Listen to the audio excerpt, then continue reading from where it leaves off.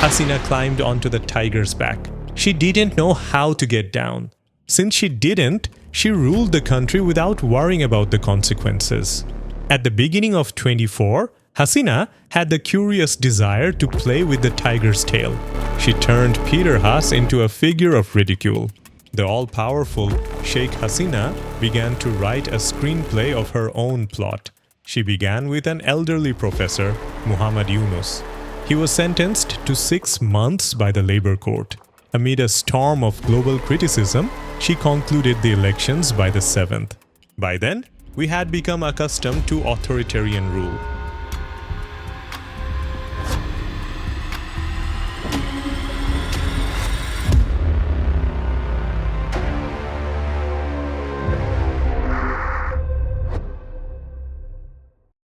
The people remained strangely calm despite towering corruption, money laundering, dwindling foreign reserves, rising inflation, and spiraling costs, as if the fraudulent elections and perpetual power of the Awami League were normal.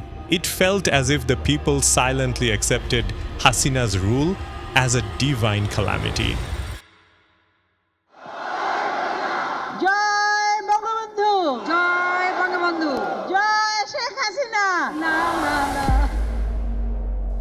The people swallowed whatever Sheikh Hasina wrote, but somehow the pen slipped from Hasina's hand. Someone else began writing the script. Dear viewers, we are standing at the edge of 2024. This year was a historic moment in the revolutionary history of Bangladesh. In the eyes of The Economist, Country of the Year. In today's video, we will reminisce about those memories. From 5 months past July, we will revisit those days of revolution. Sheikh Hasina is seated in the Prime Minister's chair for the 4th time. Yet, Sheikh Hasina, holding the highest position in Bangladesh, somehow found no peace. Within the country, she remained in power through the support of foreign patrons and a few enforcers. But beyond the borders, she seemed to garner little recognition. Meanwhile, she fixated on a powerless Nobel laureate professor. At this time, Sheikh Hasina became convinced that America wanted to dethrone her and install Yunus in power. Thus, Hasina did not stop at filing cases against Dr. Muhammad Yunus. She even publicly mentioned drowning him in the Padma River. যিনি আমাদের একটা MD পদের জন্য পদ্মা সেতুর মতো সেতুর টাকা বন্ধ করেছে, তাকেও আবার পদ্মা নদীতে দিয়ে 2টা চুবনি দিয়ে উঠাই নেওয়া উচিত, মরে যাতে না যায়, একটু পদ্মা নদীতে চুবনি দিয়ে সেতুতে তুলে দেওয়া উচিত। But since she couldn't do that, she staged a courtroom drama, convicting Yunus under labor laws and sentencing him to 6 months in prison to satisfy her grudge. But who knew that the very person Hasina feared losing power to would eventually replace her?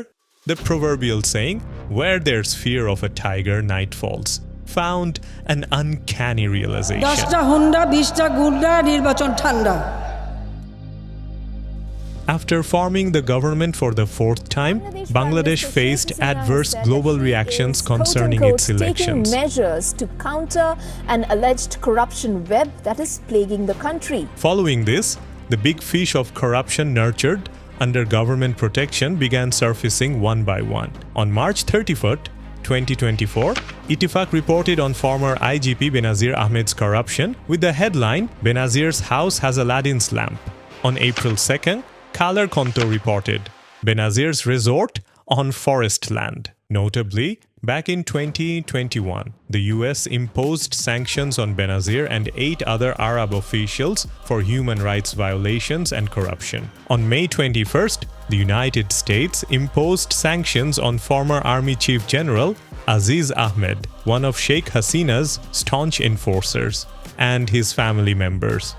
Earlier, Al Jazeera had reported on this army chief in a documentary titled All the Prime Minister's Men. The report revealed how General Aziz and his criminal brothers, while holding powerful state positions like the army chief, had become Sheikh Hasina's enforcers. The US sanctions exposed the misdeeds of Hasina's enforcers to the world, cornering her on the global stage. The ugly face of Sheikh Hasina's oppressive regime was laid bare before the global community. The unbridled corruption that had caused immense financial suffering for the public began to become increasingly evident to ordinary citizens. Then came Eidul Adha, the last sacrificial festival under the Awami League era. Thanks to social media, the nation was shaken by the story of a strikingly handsome goat. A young man named Ifat, who purchased the goat for 1.2 million taka and investigated the source of the money, unearthed hidden wealth belonging to tax officer Motiur. This incident exposed the stench of decay that had spread across every sector of the country. Sadiq Agro became a glaring example of how a syndicate could inflate a goat's price from 200,000 BDT to 1.2 million.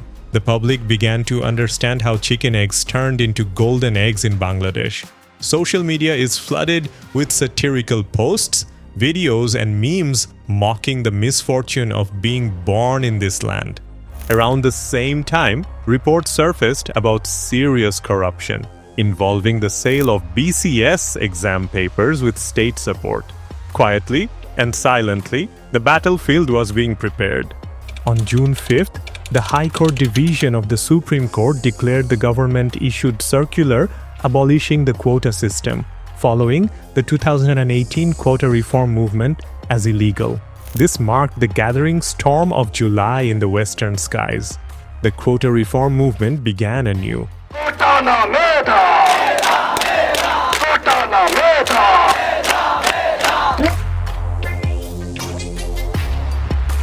But why did the High Court suddenly deliver this verdict? Was it self-motivated or directed by the government? The answer lies in examining the Prime Minister's June 21st visit to India and the agreement signed there. Notably, Sheikh Hasina had attended Narendra Modi's swearing-in ceremony on June 10th. Why did she need to visit India again just 10 days later? The answer is simple. On June 21st, Sheikh Hasina signed defense and transit agreements with India. These agreements included purchasing substandard Indian-made weapons with a $500 million defense loan from India. It's planned to reduce China's influence in Bangladesh by giving India access to the Tiesta project and to connect the Bangla port by rail for trade through Bangladesh to ASEAN countries.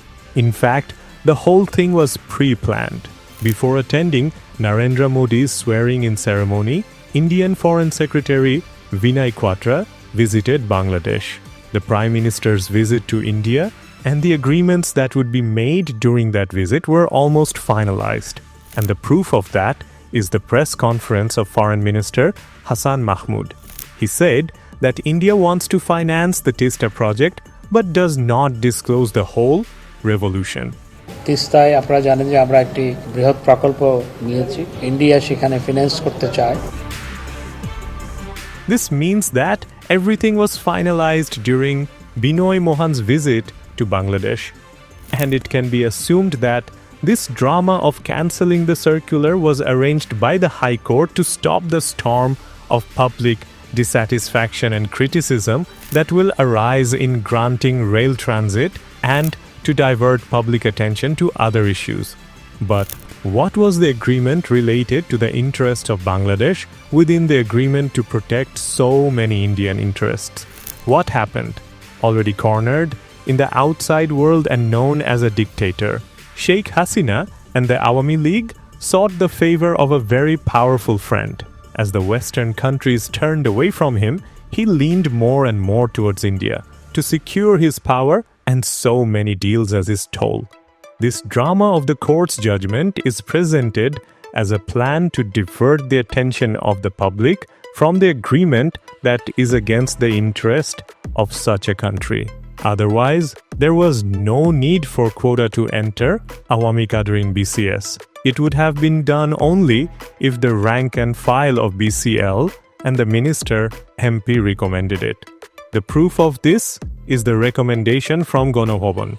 But alas, the cunning fox never thought that she would fall into the trap she set for others.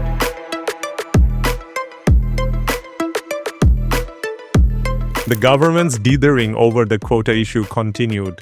On July 14th, Sheikh Hasina referred to the quota reform protesters as children of collaborators during a press conference, which added a new dimension to the movement and caused it to spread nationwide overnight. In response to the Prime Minister's mockery, the dormitories of Dhaka University echoed with a chant.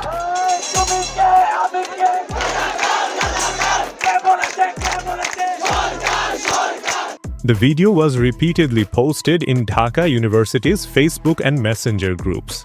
This time, the students left their dorms, chanting slogans. Late at night, thousands of students, they marched out with slogans and began gathering in front of the Raju sculpture. The video spread from Dhaka University's groups to other public groups, sparking movements in other universities and colleges. On July 15th, Chhatra League attacked the peaceful protest of Dhaka University students. Even female students were not spared. Images of the attack, shared across media and social platforms, sparked outrage nationwide. The movement spread further, with school and college students joining in.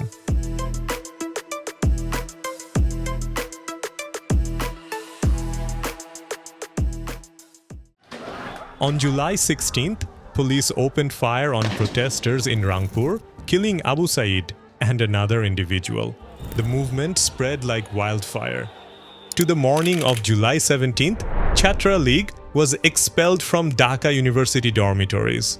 Other universities began to follow suit one by one. To suppress the movement, the university's loyal administration declared all universities and dormitories closed that day. Mobile networks were also shut down immediately. সাময়িক হয়তো কিছুটা ক্ষতি হতে পারে বা সাময়িক কিছুটা কষ্ট হতে পারে, কিন্তু আপনারা সকলেই ধৈর্যের সাথে সরকারকে সহযোগিতা করবেন। On July 18th, Mugdho became a martyr. Private university students kept the movement alive with their blood. The police shooting of private university students drew Dhaka's middle class into the movement. দেশে যখন দম বন্ধ অবস্থা, সেই একদিনেই গুলিবিদ্ধ অন্তত 1200 আন্দোলনকারীকে নেওয়া হয় ঢাকা মেডিকেলে। মর্গে জায়গা ছিল না লাশ রাখার, ইমার্জেন্সিতে ছিল না পা ফেলার জায়গা। কারফিউর মধ্যেই রক্তের প্রয়োজনে সারা রাত চলে ছোটাছুটি। Journalists, former military personnel, and people from various professions joined the movement. Under the pressure of the movement, the Supreme Court overturned the High Court's ruling on July 21st and ordered recruitment based on 93% merit. But by then, Hasina's murderous regime had killed over 600 people. As a result, the movement did not stop with quota reform. Hasina's brutality against students turned the fire into an inferno. The "Remove Hasina" sentiment firmly took root in the public's mind. All of the government's efforts to suppress the movement failed.